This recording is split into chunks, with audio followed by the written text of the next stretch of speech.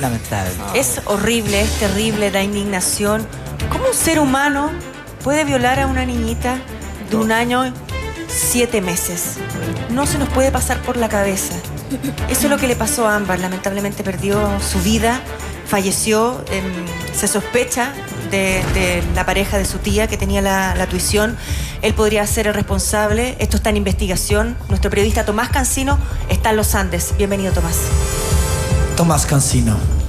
Un tremendo dolor hay en los Andes, en San Felipe, en Rinconada, tras la partida de la inocente Ámbar, una niña de tan solo 1 año y 7 meses, quien sufrió una fuerte agresión. Todo apunta a que sería un hombre de 30 años, identificado como Andrés Espinosa. La indignación es tremenda por todas partes. Estamos junto a quien cuidaba a Ámbar, también a conocidos de este sujeto, a todos los vecinos, quienes no pueden creer esta situación. Esta niña llegó durante la madrugada del sábado hasta el hospital de los Andes. Era tan grande la agresión que sufrió esta pequeña que tuvo que ser trasladada hasta San Felipe, y desde ahí estuvo luchando hasta el mediodía, pero lamentablemente falleció. Vamos a conversar con algunos de los vecinos. Si me puedes contar tú la situación, cómo se vivió acá en los Andes. Tú conocías a Andrés Espinosa, ¿qué me puedes decir de él? Sí, porque él fue candidato a concejal por el partido La UDI, y realmente a nosotros, como de ser vecinos, que todos los conocemos ahí, realmente nos conmovió. No podemos lograr entender en qué cabeza que él pudo hacer tremenda barbaridad. O sea, nosotros acá estamos pero demasiado conmovidos y queremos justicia. Nosotros queremos la pena de muerte para él, porque no se merece otra cosa. Estamos también junto a quien cuidaba a Ámbar. ¿Cómo está? Muy buenos días. Buenos días. Cuénteme, ¿usted sentía que ella sufrió algunos índices de sufrir de violencia por parte de estos sujetos? No. Yo la cuidaba, no. ¿Cómo era la personalidad de ella?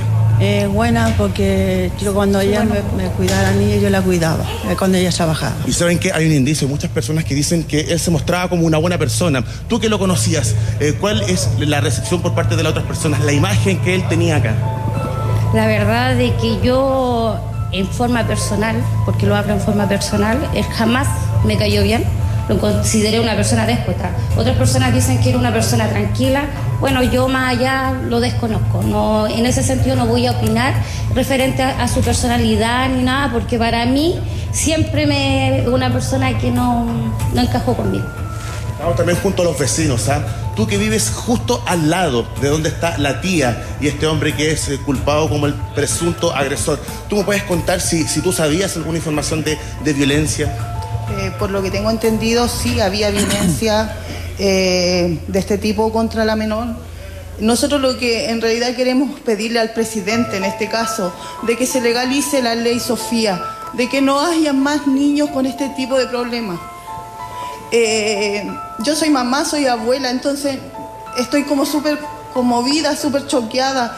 Era mi vecina, yo la conocí, yo la tuve en brazos. Entonces es un dolor súper grande que tenemos todos en la comuna, acá en Los Andes, todos estamos reunidos por esta causa, de que no vuelva a pasar con ningún niño más. Ustedes la debían jugar, una niña inocente. Inocente, totalmente. Yo tengo una hija de 11 años que jugó con ella. Entonces, imagínate el dolor mío, el dolor de mi hija que tiene 11 años. ¿Cómo le explico yo la magnitud de este caso? Entonces, estamos como... Lo único que yo realmente pido, que se legalice esta pena, que se legalice la ley Sofía, de que no haya más niños vulnerados. Contarles que un equipo periodístico de Canal 13 estuvo acá, tomó todos los detalles, se preparó un informe. Los invito para que lo revisemos. ¡Justicia para Ámbar! ¡Justicia para Ámbar! Fue la palabra que más se escuchó esta mañana en las calles de Rinconada de los Andes. Justicia para Ámbar, una niña de 1 año y 7 meses muerta luego de ser violada presuntamente por su cuidador. ¡Justicia para Ámbar! Mucho dolor, mucha pena, pido justicia, que no vuelva a suceder con otros niños. Se veía una persona normal, pero no sé qué se le pasó por la mente a ese hombre.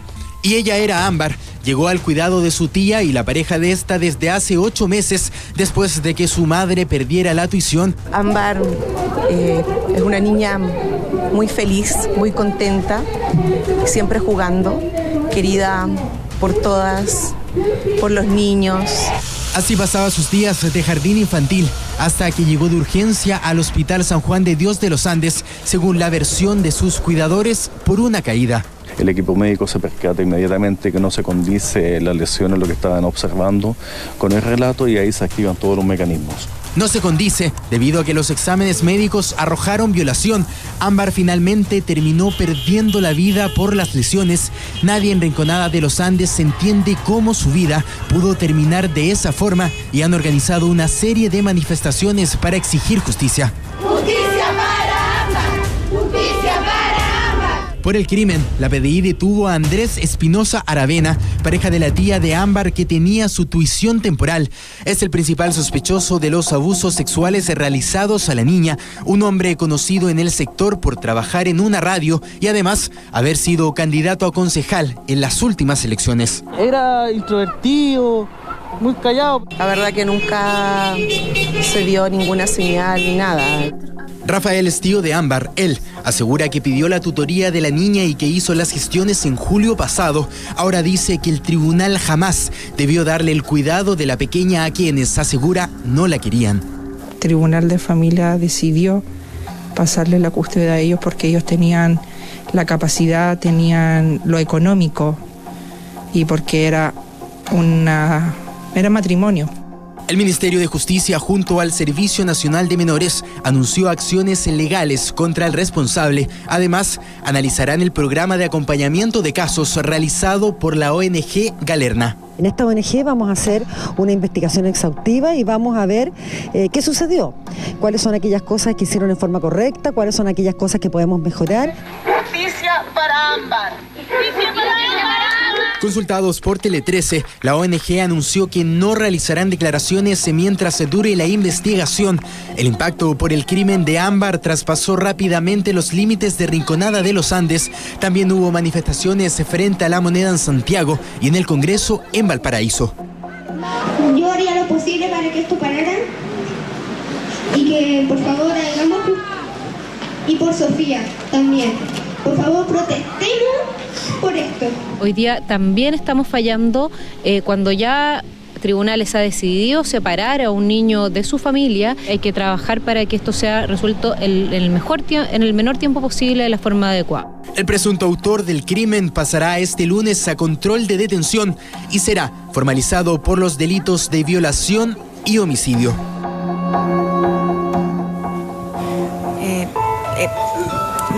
Pasan muchas cosas, indignación, rabia, impotencia, porque hace como unas 2 o 3 semanas atrás estábamos hablando, o 2 semanas, de Angelito.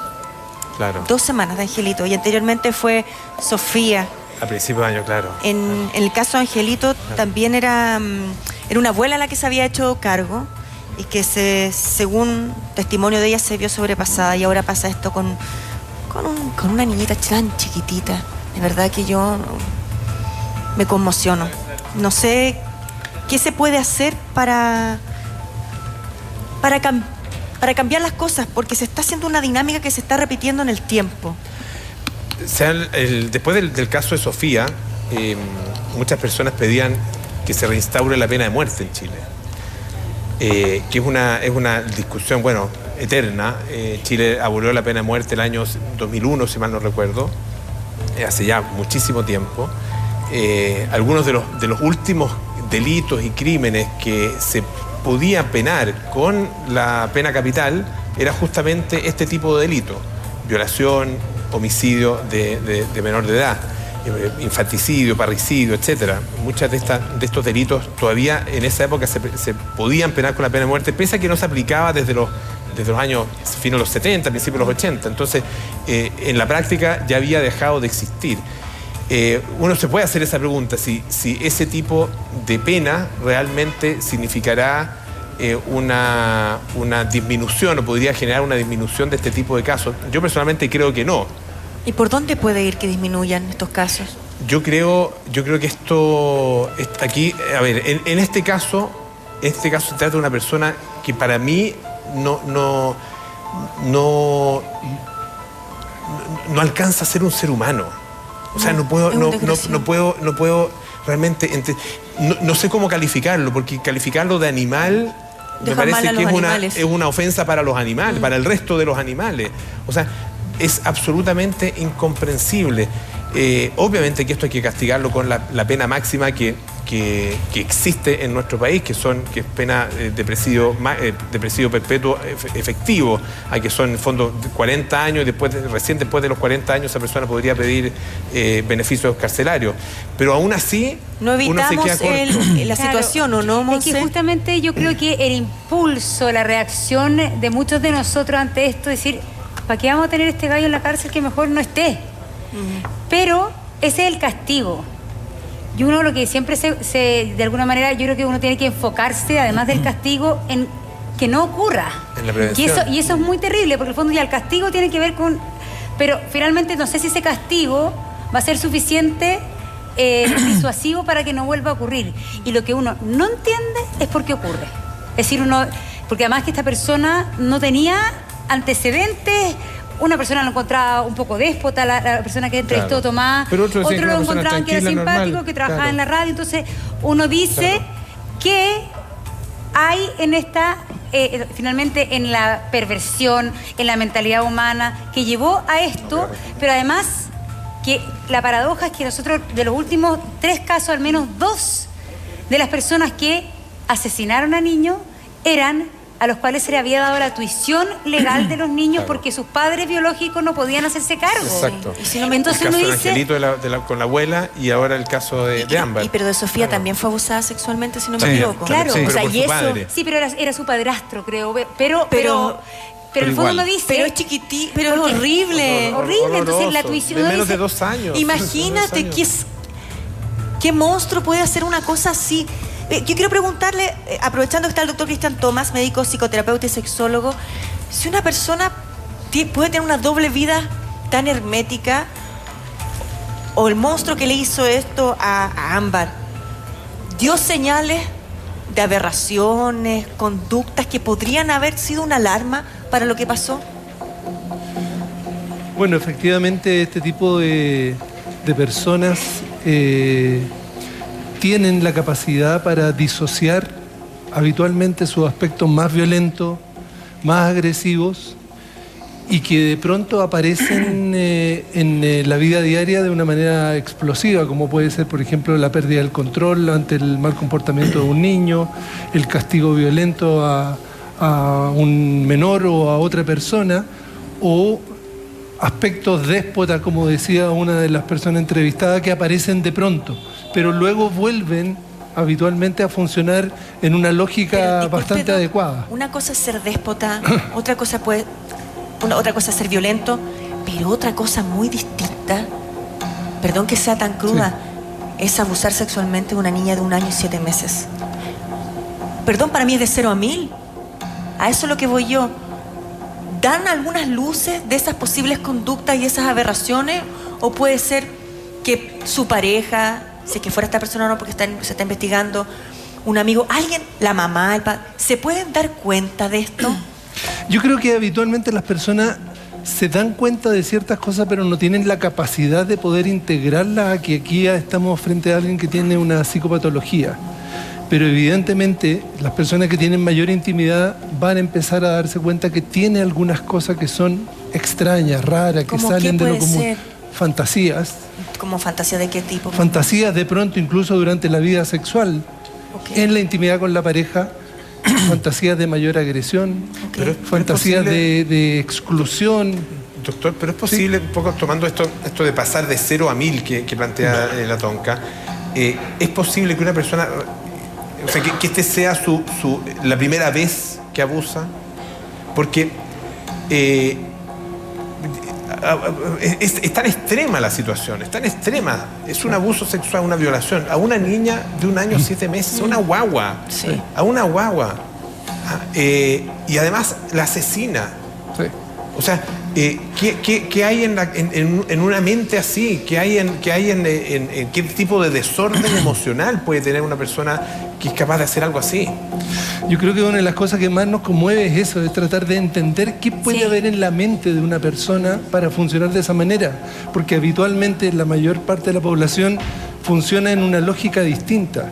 Y de pronto cuando nos encontramos con este tipo de personajes nos aparece algo que es brutal, que es un sótano que todos tenemos, y eso es importante también saberlo, que está en el ser humano. Pero ¿por qué él activa ese sótano y la mayoría de la gente no? ¿Qué pasa en una persona como él que es capaz de llegar a esto?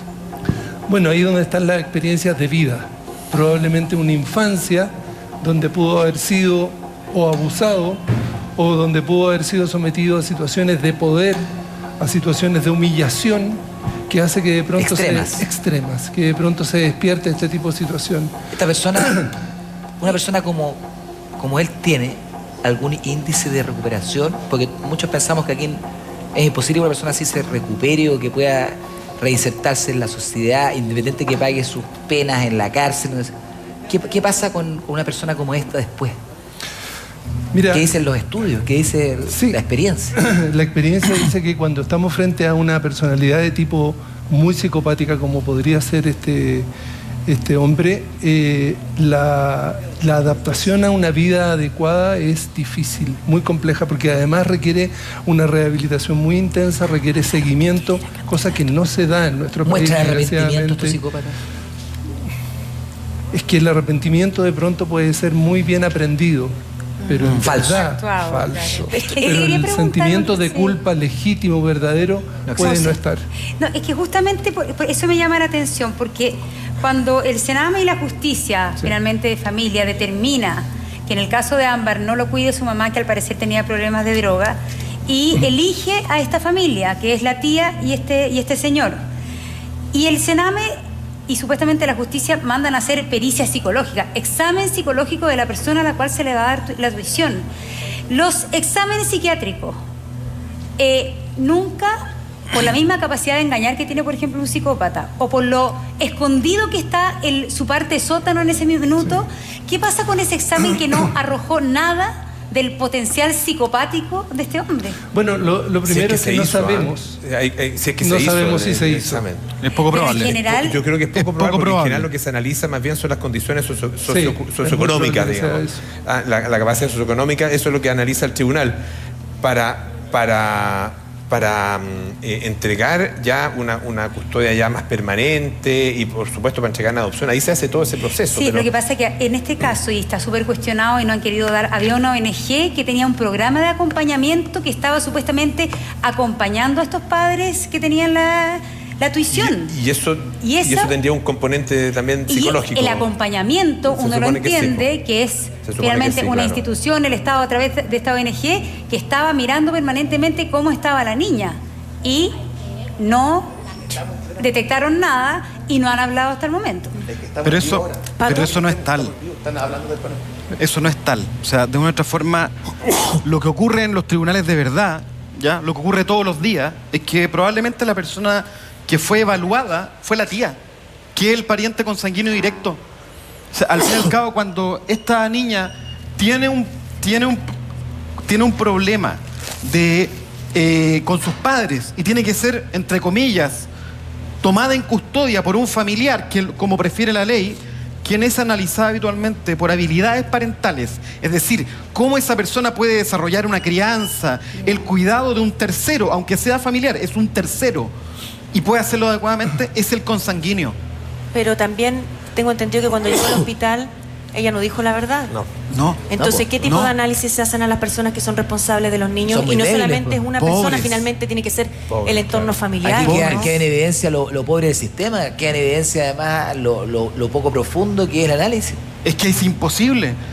Nosotros tenemos un defecto como Estado, como sociedad, como nación, que no tenemos un gran defensor de la infancia.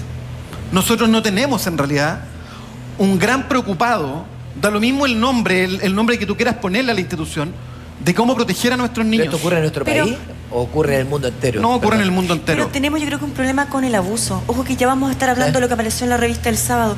No sabemos darnos cuenta cuando estoy hablando de los niños, de mujeres, de hombres, de todo, del universo que nos compone. No sabemos cuándo identificar una persona que que es abusador, una persona que puede tener un perfil psicopático. Normalizamos situaciones, todos. Claro, y eso yo creo que ahí fallamos, desde la persona que se gana, por decirlo de alguna manera, la tuición de una niñita, a tú cuando vas a entrar a un trabajo, cuando empiezas una relación de pareja, que se va por un camino totalmente desviado. Entonces, o no queremos ver, o tú me vas a decir que una mamá si tiene... Reculo, doctor, ¿a qué edad se puede formar un perfil psicopático? Se lo pregunto por si una madre se puede dar cuenta hacia dónde va un hijo, una hermana, un hermano, una pareja, no sé. Es muy difícil que una madre se dé cuenta, porque la madre está imbuida en el mismo circuito con el hijo. O sea, un hijo trae un potencial, pero evidentemente ese potencial se desarrolla en un seno familiar, y ese seno familiar entra en una especie de, podríamos decir, una especie de trance donde no te das cuenta de lo que estás produciendo. ¿Es una suma de variables? Es una suma de variables. Solamente un dato. La última encuesta de violencia en Chile, más del 75% de los niños son abusados física, psicológica y sexualmente en Chile. Horrible. Por lo tanto, tú dices, bueno, ¿cómo nadie se dio cuenta? Es que todos estamos metidos en el mismo sistema. Y los abusos sexuales, específicamente, por lo que estamos hablando hoy día también, generalmente se dan en el seno familiar, o sea, se dan entre cuatro paredes, en la casa, ya sea donde vive ese niño o esa niña, o por parientes que visitan la casa, porque además recordemos que la realidad en nuestro país es que no vive solamente una familia en un lugar, viven tíos, primos, en lugares muy pequeños donde de repente están 8, 12, 15 personas. En ese sentido es más peligrosa la casa para los niños que la calle. Claro. En términos de los abusos sexuales, la gran mayoría, sobre el 80%, ocurren al interior del ambiente familiar. Amigos muy cercanos, tíos, abuelos, padres, hermanos, primos. Pero cuando pasa eso, en muchos casos en vista gorda. Pero por supuesto, porque altera todo el ambiente familiar. Es que lo que hemos hablado otras veces acá, que es lo que le pasa a uno. Cuando uno ve que el vecino es pesado con su hijita, o cuando el vecino de repente tú ves retando a la hija, haciendo de una agresividad, uno dice, ¿qué hago? ¿Le digo algo al vecino? ¿Le digo algo a alguien? ¿Cómo me voy a meter en lo que está pasando? Quizás yo estoy exagerando, porque también uno es responsable de las denuncias que hace. Absolutamente. Y en eso uno también le da miedo estar como marcando a alguien que es inocente. Sí. Pero yo creo que lo que está pasando ahora es que uno se está dando cuenta que cuando uno sospecha, es mejor atreverse y equivocarse que no haber hablado.